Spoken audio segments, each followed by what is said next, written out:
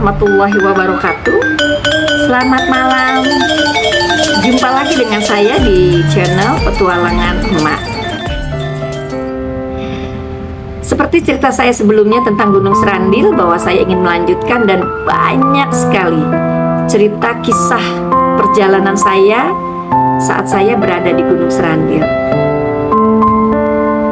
Pada akhirnya saya sering ya ke Gunung Serandil, artinya sejak saya pertama kali ke sana hingga sekarang itu sudah nggak bisa dihitung ada berapa kali, tapi dalam setahun insya Allah saya pasti silaturahmi ke Gunung Serandil. Dan ini saya ingin menceritakan pengalaman saya bertemu kembali dengan orang tua. Namun orang tua tersebut bukanlah orang tua yang pernah membawa saya ke Gunung Serandil. Karena memang tujuan saya bolak-balik ke Gunung Serandil itu saya penasaran. Saya ingin sekali bertemu dengan orang tua yang pertama kali bertemu dengan saya dan yang pertama kali membawa saya ke Gunung Serandil. Dan orang tua yang menceritakan tentang Gunung Serandil.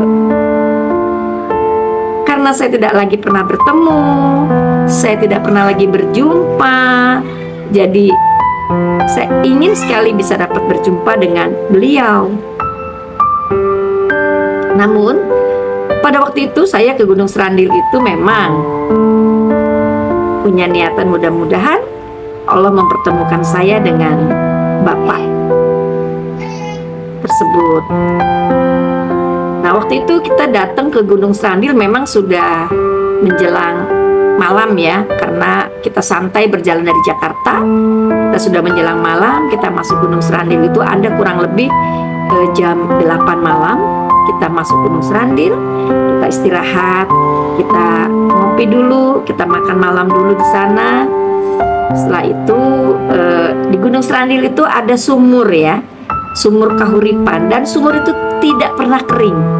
Dari adanya sumur itu hingga saat ini tuh tidak pernah kering, dan airnya seger sekali, bisa langsung dapat diminum. Nah saya mandi itu di gunung itu karena di sumber air tersebut. Memang kebanyakan dari mereka yang ingin tirakat, ingin ziarah di Gunung Serandil itu membersihkan diri ya, istilahnya kita membersihkan diri dengan air tersebut. Ya kalau orang bilang sih air Kahuripan lah, air Karomah. Seperti itu ya.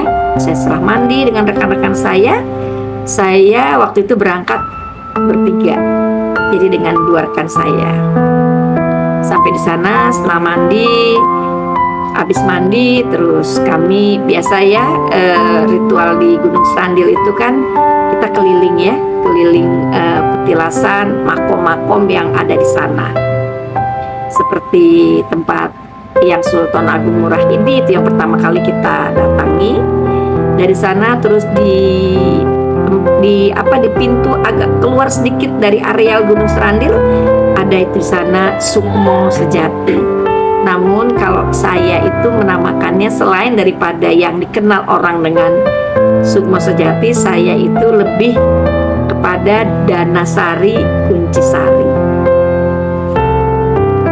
Lalu saya keliling ke tempatnya yang Mayangkoro, yang Langlang Jagat, yang ada di atas ya, kita naik ke atas. Terus pusaka-pusaka ya, pusaka-pusaka peninggalan pada zaman leluhur-leluhur kita itu ada tersimpan di sana. Sekarang ada rumah tempat menyimpan pusaka-pusaka. Saya juga di sana, peninggalan-peninggalan kuno lah ada disimpan di sana. Terus setelah itu saya turun, saya ziarah ke Eyang Jambu Karang, terus ke Eyang Kitunggul Sabdo Jatidoyo Amungrogo, lalu saya ke Eyang Nini Dewi Sekar Budak Tunjung Sari.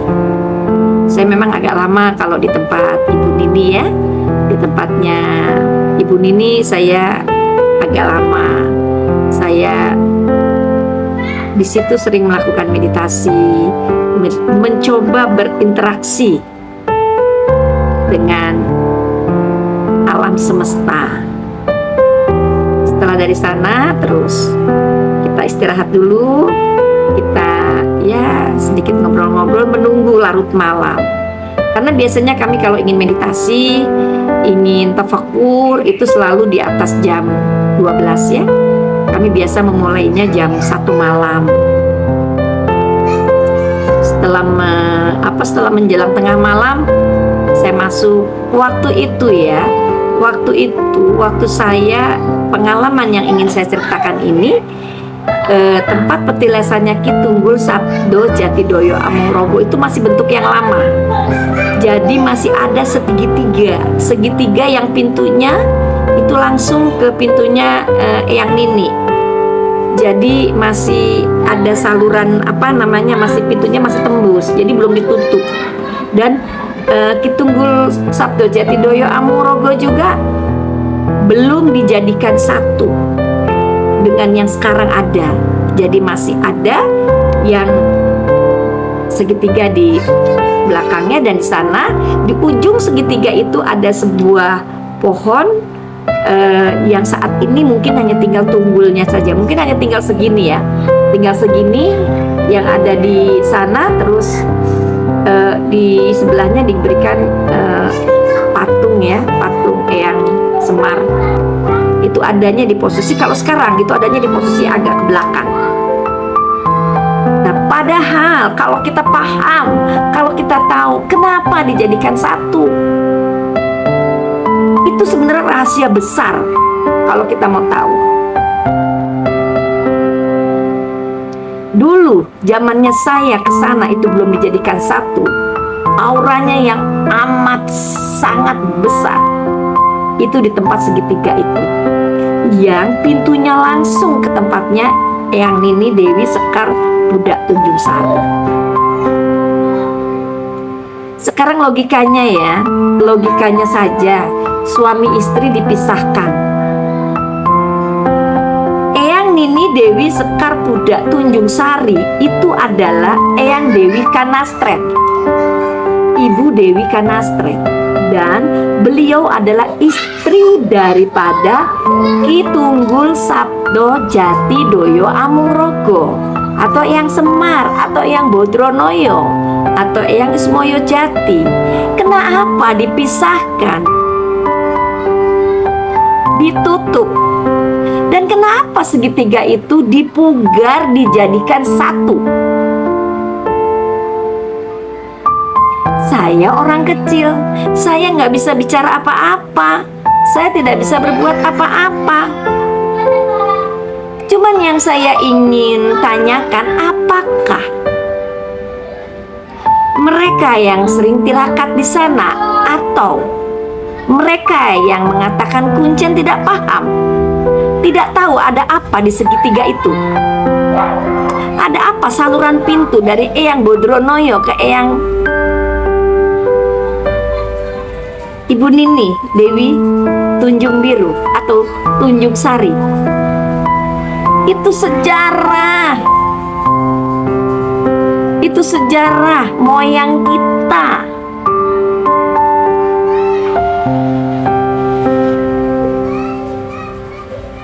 Waktu itu saya masih tirakat di segitiga itu ya. Saya masuk ke segitiga itu dengan kedua teman saya. Karena agak sepi, memang tidak ramai waktu itu, sepi. Akhirnya saya duduk agak ke depan, gelap, enak gitu kan, masih enak banget. Zaman saya ke sana itu awal-awal itu gelap, sehingga kalau kita duduk tirakat meditasi itu benar-benar dapet banget gitu. Tidak seperti sekarang, lampu udah cementrong, udah terang. Untuk meditasi pun sudah tidak nyaman. Karena apa? Udah terlalu ramai. Karena sudah jadi tempat wisata. Zaman saya itu masih sepi, lampu masih jauh-jauh, dan di tempat itu pun enak sekali. Nah, kembali saya ingin menceritakan, pada saat saya masuk ke tempat tersebut, saya nggak terlalu perhatian ya dengan sekeliling yang ada di situ. Saya hanya melihat bahwa di tempat itu hanya ada 2 orang yang sedang berdoa. Saya anggap berdoa ya. Satu ada di belakang, satu lagi ada di depan. Saya coba menuju ke depan. Saya menuju ke depan, terus saya duduk di sebelah bapak yang sudah lebih dulu ada di sana. Teman saya ada di belakang. Karena biasa saya membawakan tawasul ya, saya membawakan ya tawasul ya. Saya tawasul dulu, setelah saya tawasul, setelah itu baru selesai tawasul, baru kita duduk meditasi. Pada saat saya ngambil posisi bersila, saya coba ambil posisi bersila, saya coba tarik napas, terus saya hembuskan napas saya Allah ya, saya hembuskan napas saya berdiam. Tiba-tiba telinga saya ini, bukan tiba-tiba ya, saya baru ngeh gitu, bapak di sebelah saya ini berdoanya aneh, lucu. Arti lucu untuk ukuran saya karena saya nggak paham suaranya, nggak paham kata-katanya, atau tidak paham ucapan-ucapannya. Bahasanya itu saya nggak pernah kenal, artinya nggak pernah dengar.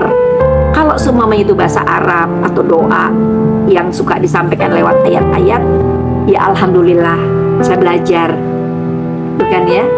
Kalau itu mungkin bahasa leluhur, atau mungkin bahasa kuno, Jawa kuno, atau bahasa apa gitu ya. Pokoknya bahasanya itu di telinga saya tuh menggelitik gitu. Akhirnya saya kepo kan. Saya belum meditasi tuh, saya diem aja gitu. Saya duduk diem, saya dengerin terus bahasanya, kok nggak ada yang nyangkut ya di telinga saya gitu ya. Bahasanya nih nggak ada yang saya tahu maksudnya apa gitu. Kalau bahasa Jawa insya Allah, karena saya juga orang Jawa, atau bahasa Sunda insya Allah, karena saya juga pernah tinggal di daerah Jawa Barat, jadi sedikit banyak tahu lah kalau orang Sunda itu bicara. Atau bahasa luar Pulau Jawa juga tidak, kan gitu ya. Saya dengerin halus suaranya, halus terus suaranya tuh, aduh saya nggak ngerti, tapi saya di sini tertarik gitu, dengerin terus. Akhirnya saya belum jadi tafakur. Saya belum jadi tafakur, cuman saya diem aja gitu ya. Cuman di batin di sini nih saya cuman bisa Allah, sambil telinga saya ke sana. Terus kira-kira cukup lama ya sebenarnya, tapi saya terus terang saya belum jadi meditasi gitu, belum jadi meditasi. Iya. Terus setelah bapak itu diem, setelah berdoanya cukup panjang sekali berdoanya, ya panjang sekali, seperti orang baca Al-Quran ya. Kalau orang baca Al-Quran mungkin kurang lebihnya ya, kalau itu panjang ya mungkin sekitar 200-an ayat atau apa gitu, panjang deh.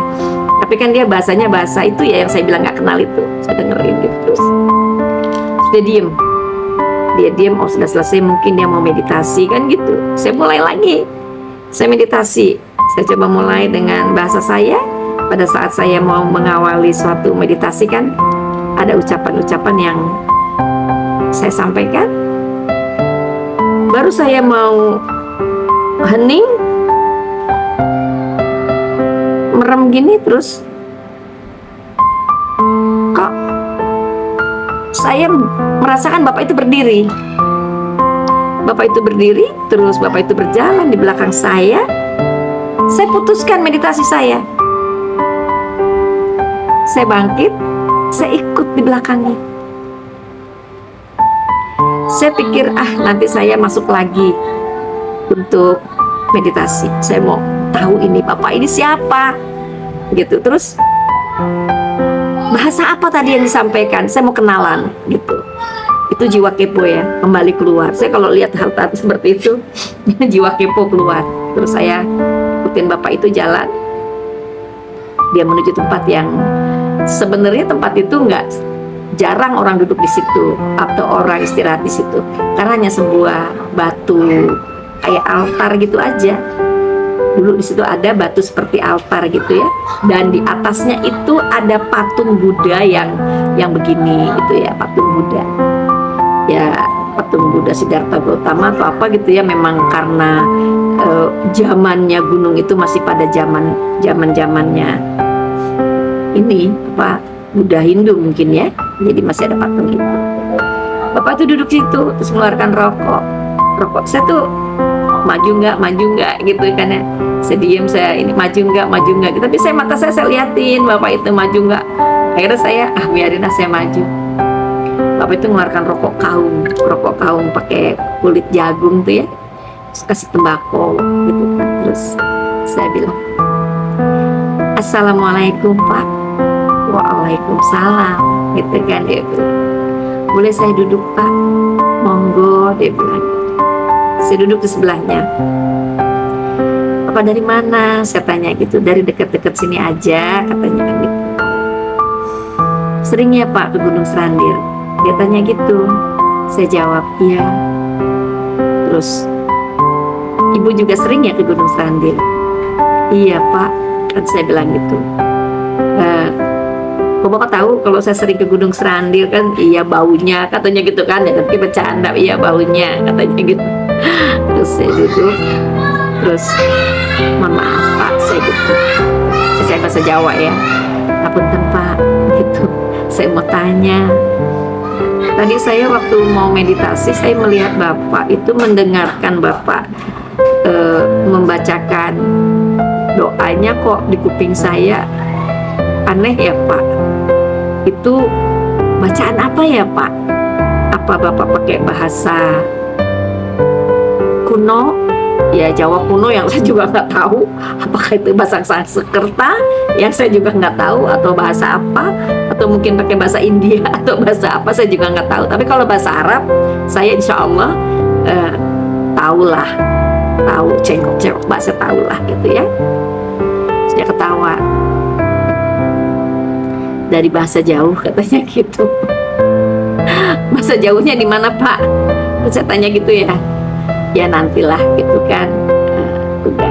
Terus dia tanya saya tinggal di mana, dari mana gitu. "Apakah punya terah dari luhurnya yang ada di tempat ini?"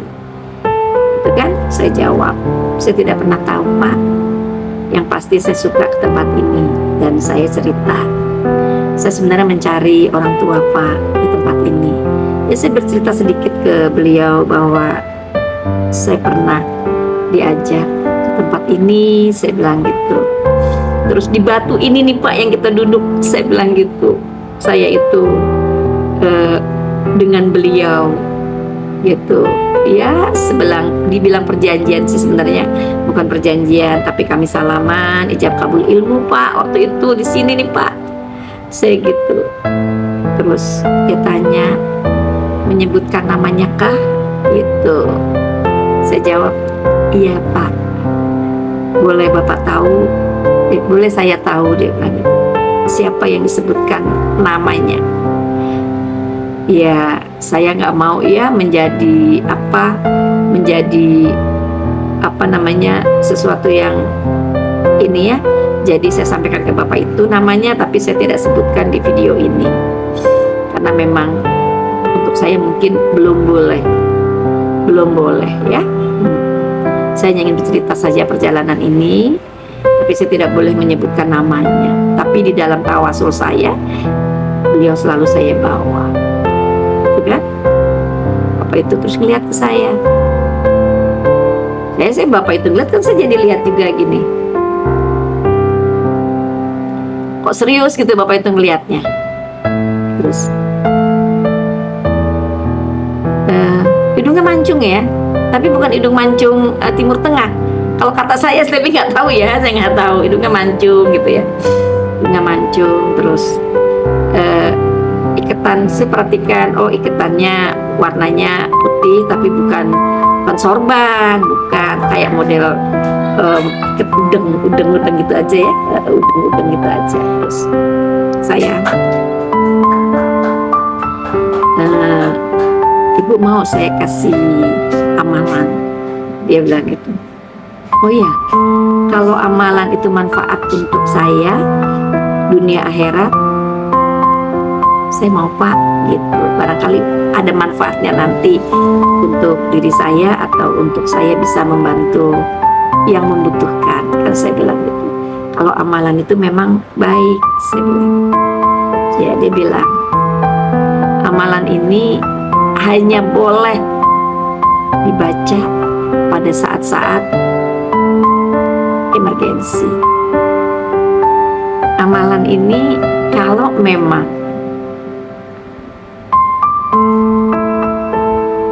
kena atau kalau memang jodoh itu bisa mengguncang apa Pak? Kan saya tanya gitu, mengguncang dunia atau keren banget gitu ya saya waktu itu. Keren banget Pak, Masya Allah, saya bilang gitu kan. Bolehlah Pak kalau memang itu saya punya hak, alhamdulillah. Tapi kalau memang enggak pun tidak masalah, berarti bukan hak saya. Ya, saya pun tidak kepada sembarangan orang memberikan amalan ini. Gitu ya Pak, karena amalan ini adalah syahadat. Waduh Pak, saya bilang gitu. Syahadat apa Pak? Ini syahadat bumi, tapi bahasanya bukan bahasa Arab. Kita pakai bahasa kita aja, bahasa Jawa. Oh ya Pak, saya bilang gitu. Baik, saya bilang gitu. Nah, akhirnya saya keluarin handphone, saya mau catat. Oh jangan dicatat, Bapak itu jangan. Yang namanya jodoh itu nggak ada yang nggak perlu dicatat. Apa yang saya berikan, saya bertanggung jawab sampai ke langit, katanya gitu. Baik, saya bilang gitu, nggak saya catat. Tapi batin saya gini, nangkep nggak nih ya otak saya gitu kan ya? Yaudah, Bapak itu terus nyebutin, terus semua alam semesta disebut, dari mulai matahari, bulan, bintang, itu kan ya. Terus gunung-gunung, dari mulai bahasa bun-bunanku gunung Serandil, otengku si gunung Tumpeng, dodoku gunung Kembar, terus apalagi belegerku si gunung Selamet. Waduh, saya bilang gitu, bagaimana tidak mengguncang, karena ini alam jagat raya yang disebutkan di dalam syahadat bumi itu kan. Terus paling terakhir adalah akulah Ratu Kencono, ratunya Majapahit. Masya Allah. Saya terus ada beberapa kali Bapak itu menyampaikan, air mata saya tuh ngalir ya, ngalir terus gitu, nangis. Ya Allah, ini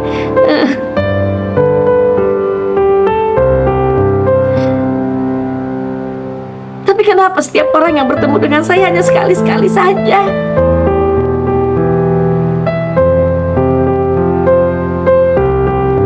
Itu yang membuat saya pengen bertemu. Maka saya bingung ya kalau ada teman-teman cerita ketemu si A, ketemu lagi bisa dipanggil. Kalau kita lagi bisa dipanggil. Saya ketemu sekali. Di dalam perjalanan saya hanya satu kali bertemu dengan beliau, pun hanya satu kali. Dan ini pun hanya satu kali. Terus dia pamit dengan beberapa pesan yang disampaikan ke saya dan beberapa nasihat yang disampaikan ke saya. Saya cerita karena saya rindu sekali.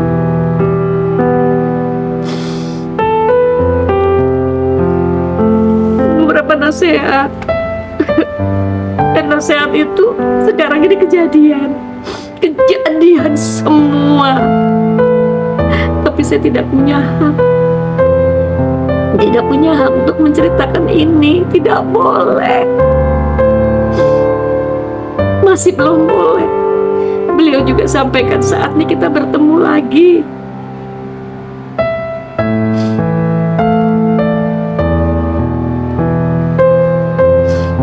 Terus setelah itu waktu itu pamit, saya tanya, apa kita nggak ngopi dulu? Ya ngopi, masih banyak warung yang buka kok.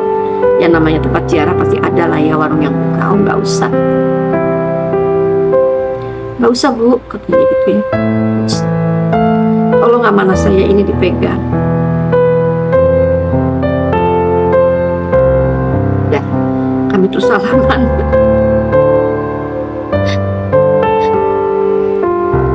Tangan saya perempuan tapi kasar. Tangan saya perempuan tapi keras. Beliau tangannya halus.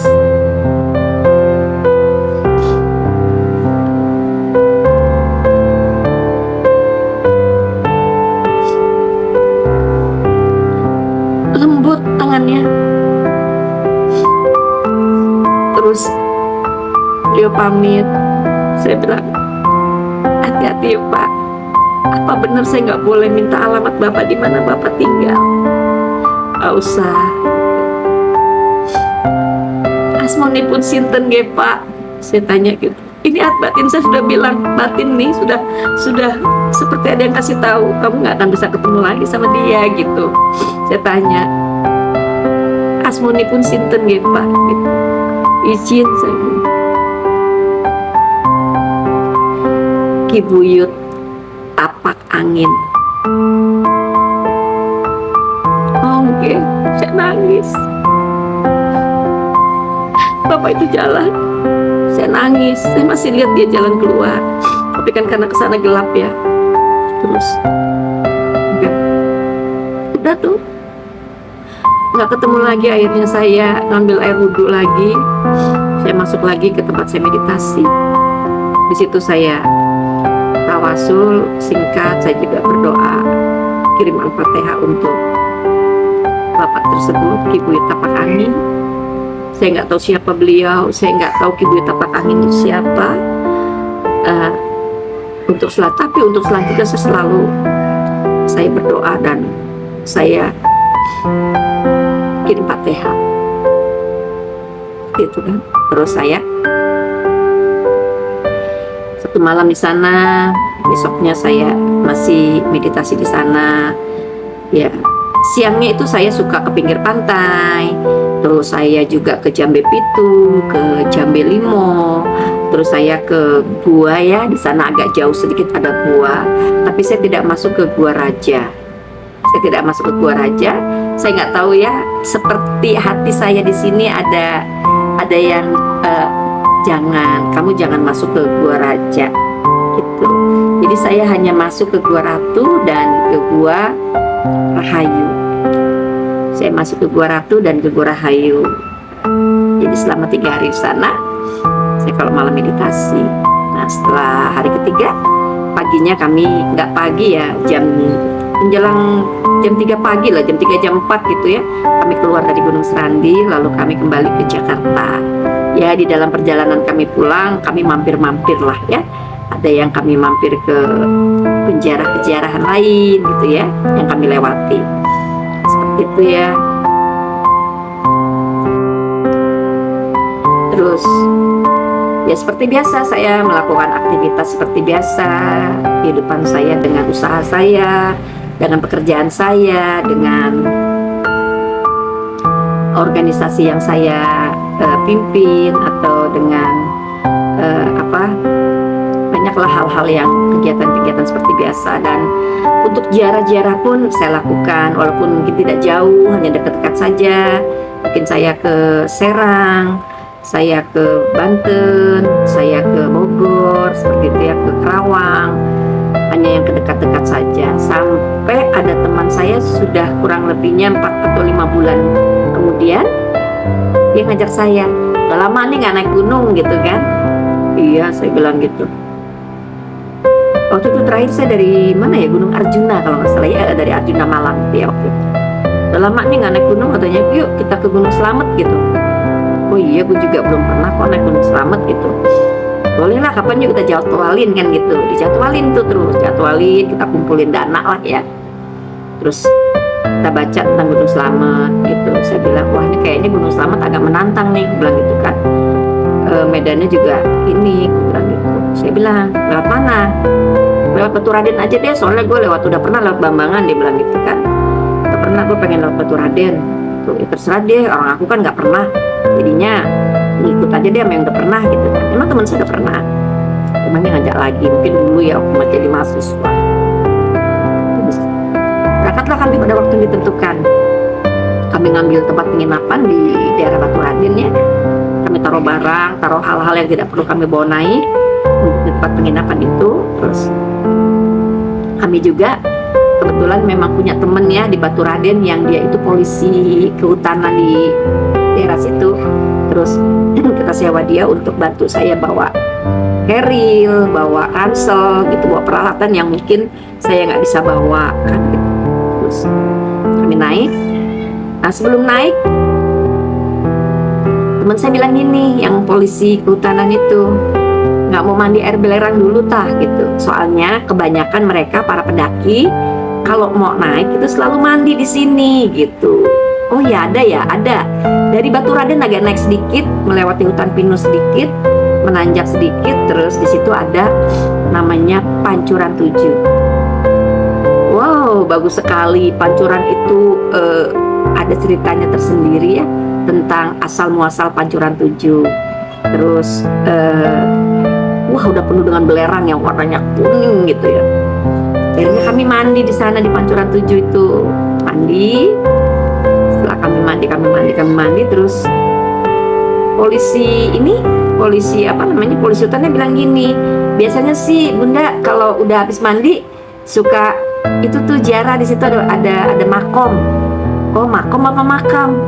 Makom. Biasanya kalau mau naik ke Gunung Slamet suka ziarah dulu di sana. Iya, istilahnya minta izin lah sama leluhur gitu kan. Oh ada, alhamdulillah, ayo saya bilang gitu kan. Udah, terus jalan agak sedikit memutar, ada rumah nggak besar ya, rumah kecil di situ dibuat semacam kayak makam ya, kayak kuburan lah, makam lah ya, kayak makam. Tapi teman saya yang porter itu bilang ini sih petilasan Bunda. Oh gitu, iya. Terus sebelum masuk kan karena di sana lagi ada orang yang tawasul juga tuh di dalam, lagi ada orang yang tawasul. Jadi kami duduk agak di depan sebelah sini, memang ada tempat untuk inilah menunggu istirahat gitu. Duduk terus nggak sadar tuh mata saya ngelihat di atas itu tuh. Dan saya juga nggak nanya-nanya awalnya sama porter itu, nggak nanya petilasan siapa apa enggak, pokoknya ayo jarak ke makomnya. Tulisannya Wallahu Akbar, Ki Buyut tapak angin. Ki Buyut tapak angin.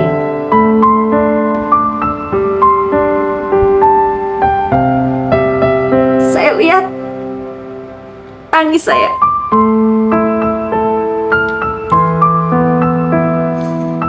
Nangis terus, kenapa Bunda? Aduh, ada cerita luar biasa nih dengan nama ini gitu ya. Tapi kan terus terang, karena yang bertemu itu hanya saya. Waktu itu kan di Gunung Sandil teman saya masih meditasi di sana. Gitu, di dalam segitiga itu. Hanya saya. Jadi hanya saya yang tahu. Dan saya sendiri sampai saat ini tidak pernah berpikir dan tidak pernah tahu siapa sebenarnya Ki Buyut tapak angin. Pemahaman saya hanya berpikir bahwa oh, ini nama orang yang pakai nama samaran. Karena kan banyak sekali orang pakai nama ini, nama Ki ini, padahal namanya Prapto umpamanya. Atau namanya si Budi, atau namanya si Samsul, tapi dia pakai nama ini gitu kan untuk keren-kerenan. Ada kan yang seperti itu? Dan saya hanya berpikir seperti itu. Jadi saya nggak pernah berpikir tentang beliau siapa. Tapi setelah saya lihat itu dan ternyata ada makomnya, ini nih deg-degan saya. Orang orang itu keluar yang habis tawasul, saya nggak masuk. Saya belum masuk, belum berani saya masuk. Saya diam, duduk, habisin air mata, sambil batin ini munajat. Ya Eyang, siapa sebenarnya? Kenapa saya dibawa ke sini? Itu. Setelah saya bisa menguasai ini saya ya, batin saya bisa menguasai keadaan. Terus saya tanya, ada kisah apa Bun? Kata poternya gitu. Boleh saya tahu siapa beliau? Aduh, saya nggak berani cerita Bun.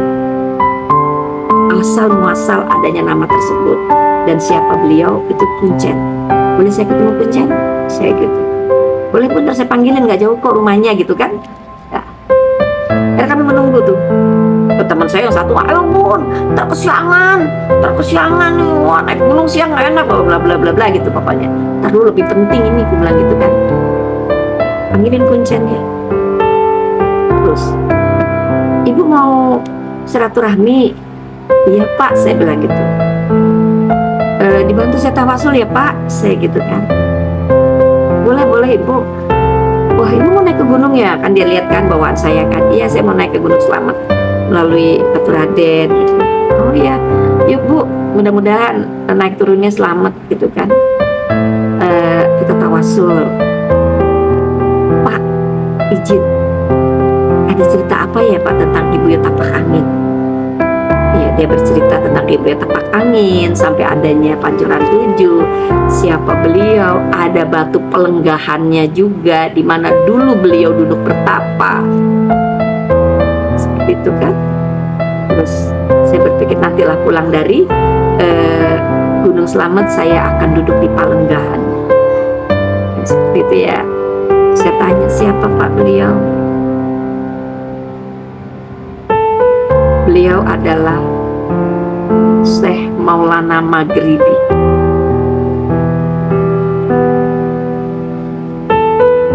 Dan saya tidak pernah tahu apakah yang bertemu saya di Gunung Serandil dan memberikan ijazah syahadat bumi itu adalah Syekh Maulana Maghribi. Saya nggak berani berpikir sampai ke sana, karena saya hanya bertanya bahwa siapalah saya.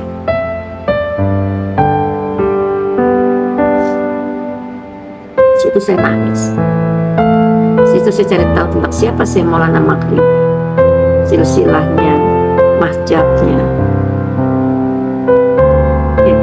Terus apa yang ada di kaki Gunung Selamat untuk petilasan beliau, kenapa sampai ada di sini. Akhirnya saya cari tahu.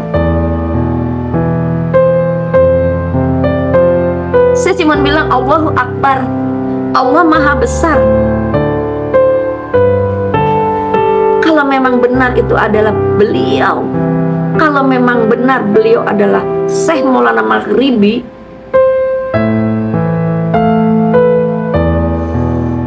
berarti Gunung Serandil tidak main-main. Dan itu baru satu cerita saya tentang Gunung Serandil, tentang apa yang saya dapatkan di Gunung Serandil.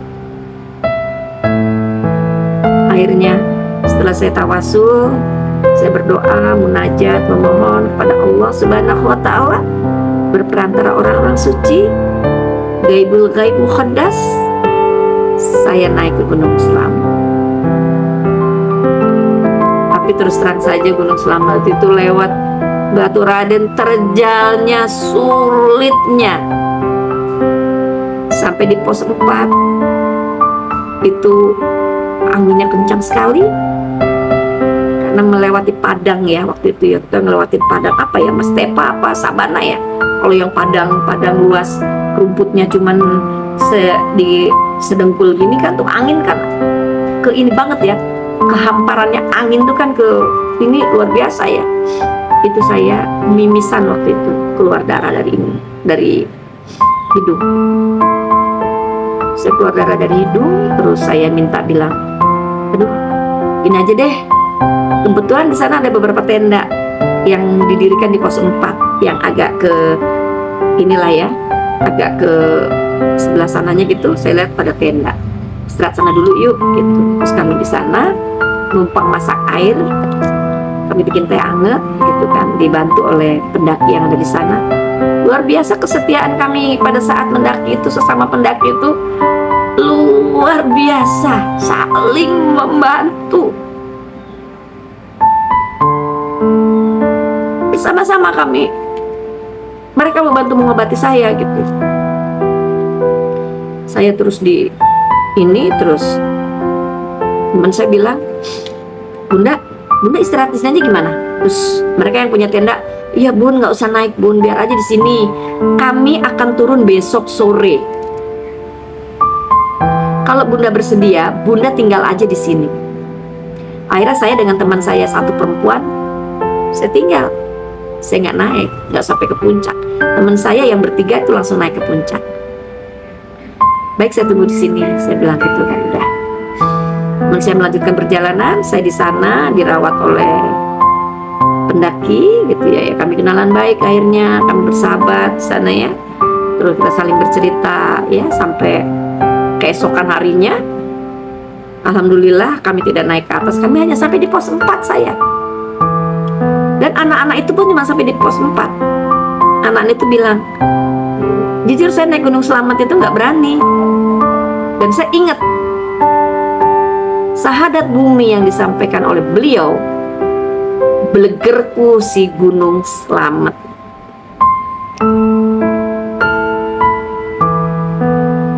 Tahu nggak bleger apa?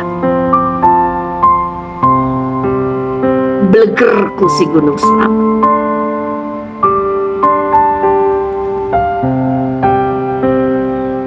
Saya bilang, iya ya, gitu. Saya baru sadar. Dah, akhirnya saya di sana dan mereka juga hanya sampai di pos 4. Mereka bilang, saya nggak berani Bun, saya pemula, itu kan. Udah sampai di sini aja udah cukup. Nanti di kemudian hari, insya Allah kami akan juga sampai ke puncak. Kan? Ya udah, akhirnya kami di sana menikmati pemandangan alam ya yang ada di sana, ya seputar-seputarnya aja. Terus sorenya kami turun ke bawah, dan karena sudah cukup gelap ya, kami setelah sampai di pos 1, terus kami sampai di Batu Raden lagi, itu sudah gelap ya, karena di pos 4, dari pos 4 ke bawah juga cukup lumayan jauh gitu, maksudnya lumayan jauh, jadi udah cukup gelap. Kami semua turun semua dengan tenda-tenda yang ada di sana, kalau nggak salah 4 atau 5 tenda ya, karena ada satu tenda pembina gitu. Jadi kami turun semua, rombongan kami turun semua waktu itu. Dan kami sempatkan juga, karena saya pikir belum terlalu malam, kami singgah sebentar di Kibuyut Tapak Angin. Di sana kami coba hening, ya tafakur dalam fikir, terus hening, bersyukur atas apa yang sudah saya terima. Terus pokoknya luar biasa ya. Terus baru kami turun ke bawah. Kami belum jadi ke Palenggahan karena menurut informasi sih jalannya cukup lumayan juga sih, walaupun nggak terlalu terjal, dan kami udah terlalu capek waktu itu. Terus turun saya penginapan, kami menginap di sana ya. Cerita-ceritalah tentang apa yang pernah saya terima 4 bulan yang lalu, 4-5 bulan yang lalu di Gunung Serandil. Terus ya pada akhirnya kami turun ya, kami kembali ke Jakarta. Ya walaupun puter-puter dulu lah, puter di Purwokerto gitu kan, terus di mampir ke Guci kan gitu ya, karena kan kita lewat ya, kalau lewat jalur selatan kita lewat gitu. Ya itulah cerita yang berkesan sangat amat dan tidak akan pernah saya lupakan. sampai akhir hidup saya. Kenapa ini saya ceritakan di YouTube saya? Ya kembali saya sampaikan bahwa semoga anak cucu saya merawat YouTube ini sehingga dia masih tetap tahu cerita eyangnya, petualangan eyangnya. Baik, saya akan ceritakan kembali tentang Gunung Srandil karena masih banyak sekali ya. Step by step lah saya akan ceritakan tentang rahasia, teka-teki, misteri Gunung Srandil yang saya terima ya. Ini yang saya terima. Perkara beda dengan apa yang saya dapatkan itu saya tidak mempermasalahkan. Karena masing-masing itu menerima itu pasti beda-beda. Kalau saya seperti itu. Mungkin ada yang menerima tentang Gunung Srandil seperti ini, ada yang menerima tentang Gunung Srandil seperti ini. Nggih, monggo. Tapi inilah yang saya tahu dan saya terima di Gunung Srandil. Maka saya sedikit menentang sih sebenarnya kalau Gunung Srandil dikatakan tempat pesugihan. Bukan. Gunung Srandil adalah tempat suci, tempat bersih, dan tempat para waliullah berkumpul. Namun kita udah diduluin ya dengan orang-orang kaum atau etnis Cina ya yang sudah membuat pura, bukan pura, apa sih, tempat ibadah di sana yang sudah, walaupun di sana juga ada musola ya. Ya nggak apa-apa sih, karena memang itu sudah menjadi ini Pemda ya. Cuman yang saya agak sedikit prihatin menyayangkan gitu ya. Aduh ya Allah gitu ya. Kenapa dijadikan tempat ibadah para pemeluk agama Hindu? Padahal sesungguhnya beliau-beliau yang di sana itu menurut saya itu sudah Muslim.